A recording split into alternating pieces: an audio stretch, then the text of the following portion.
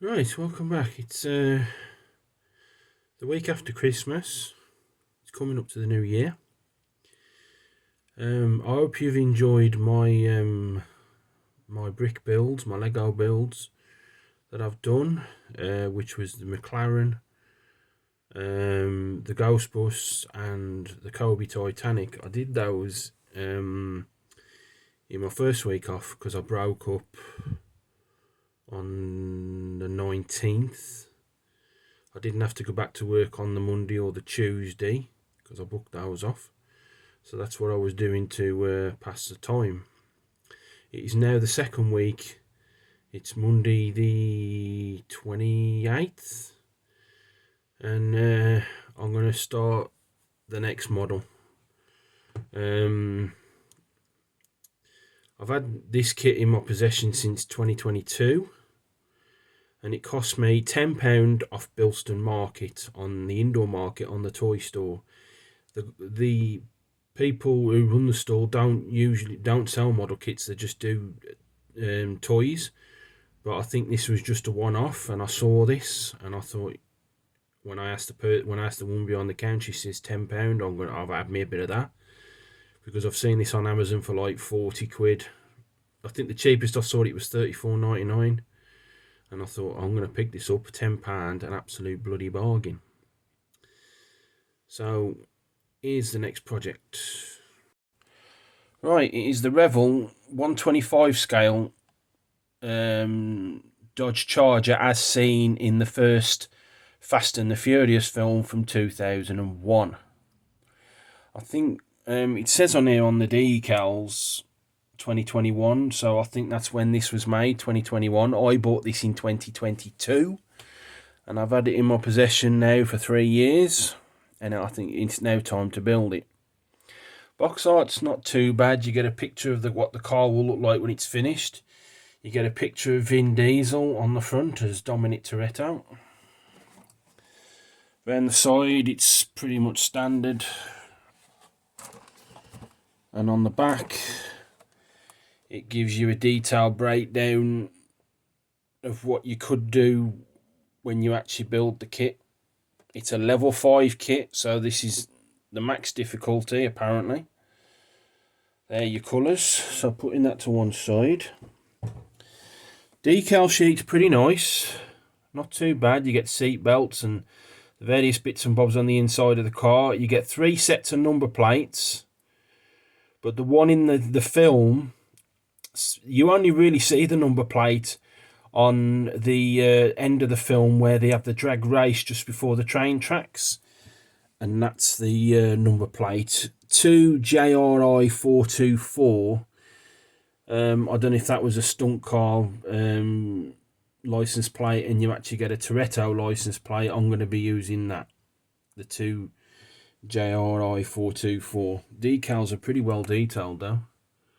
Not too bad. You probably can't really make out from my camera, but looking at the naked eye with my specs on, the decals are really not well detailed. Right, so it's a nice glossy booklet for the instructions and the actual parts themselves. It's in 2 bags, vacuum packed together, so you get one for the actual body shell of the Dodge Charger, and then in the other bag on the top is all the bits and bobs. So I'm just going to pause this a second, cut this open. Right, so on the actual chassis stroke body shell bag, all the 2 bits of chassis and the interior tub, they were tucked in together like that, and that was tucked in there like that into the actual body shell. It's all casted in white. From what I can see, the detail's pretty nice. That'll have to be scrubbed off there, that lettering. Interior tub's not too bad. I expect that lettering will be covered up when I prime it. Body shell's really nice, also casted in white. And you get 2 pieces of the side of the engine block there, already casted into the body shell. And in the bag that was tucked inside there, looks like you've got four rubber tyres and some clear parts for the rear lamps, so that's pretty nice. And there's a lot of plastic in the other bag, the top bag.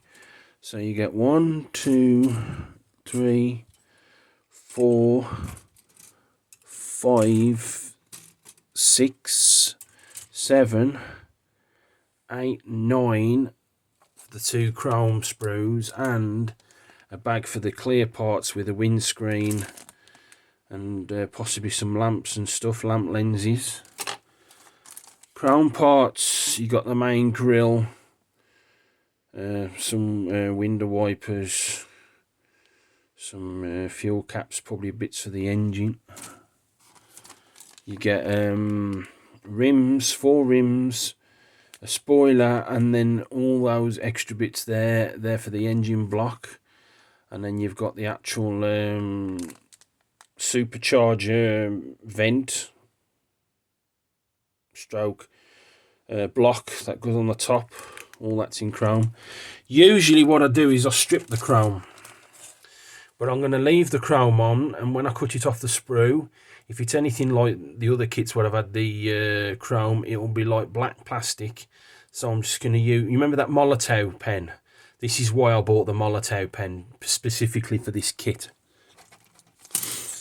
So white sprues. I don't know what that's for.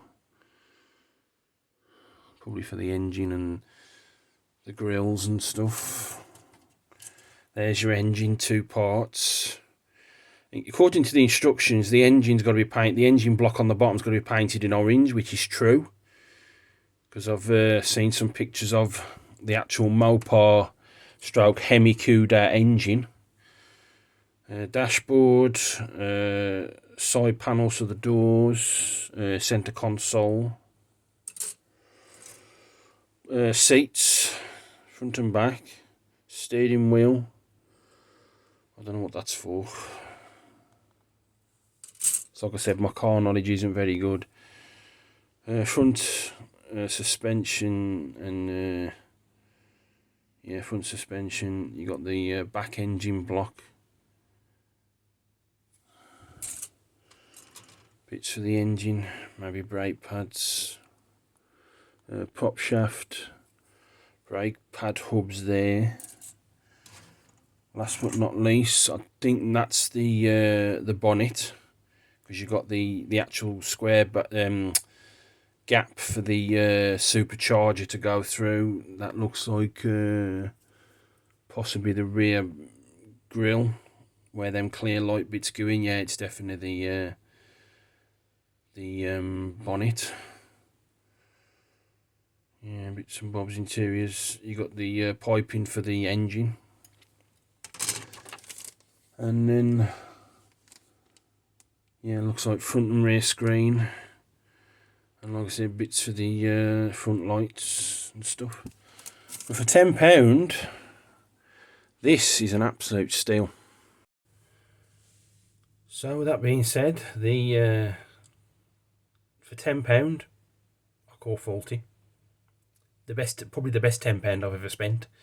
But let's see if I'll be saying that at the end of the video, at the end of the build, when I finish this, because it looks like there's a lot of tiny parts, and there's a lot of bits that got to go in the engine. I've never done a kit where the engine is this complex. So we'll see what happens when I finish this build. Will I say, well, it probably still will be the best £10 I've ever spent, but let's see what happens if I get frustrated or anything like that. So with that being said, let's get cracking on.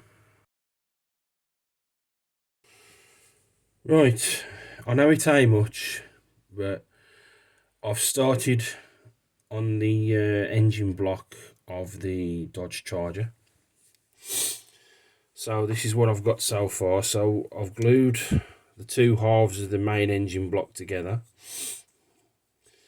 I've sanded down the seams, and I've primed it. because if you remember, all the plastic in this kit is white pretty much. So that's the main engine. I had to super glue the bit where it connects to the prop shaft at the back here. I had to use the super glue on that there and underneath because it wouldn't align properly. Because what it is about, I think it was 3 pegs and peg holes. There was one there, and one up here. And when I lined up all the peg and the peg holes with the glue, that wouldn't line up 100%. So I used the super glue and held it, because it would have been like really off. It wouldn't have been aligned properly, so I did that. Wrapped it with some tape there and there and just left it the 6 hours to dry for the glue. And then the bottom part of the blocks, I've done them in the primer inside and out, because when them are mounted on to the actual engine block itself, these headers or whatever they're called, those will go on there like that. So the insides with the header cap, that'll go on there, and them tabs will lock into that little groove there. So I've done those, like I said, inside and out. Now, it says to paint the engine block in orange according to the plans. So again, you can see the pins, 1, 2, 3, and then there's pinholes in the other side. And you've got the 2 blocks that I'm in H. H is 2 colours. So if I turn the page over for the colours,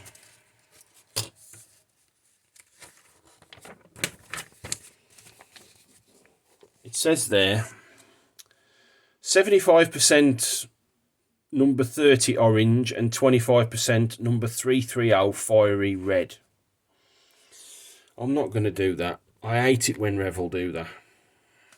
You got to mix, you know, it says there.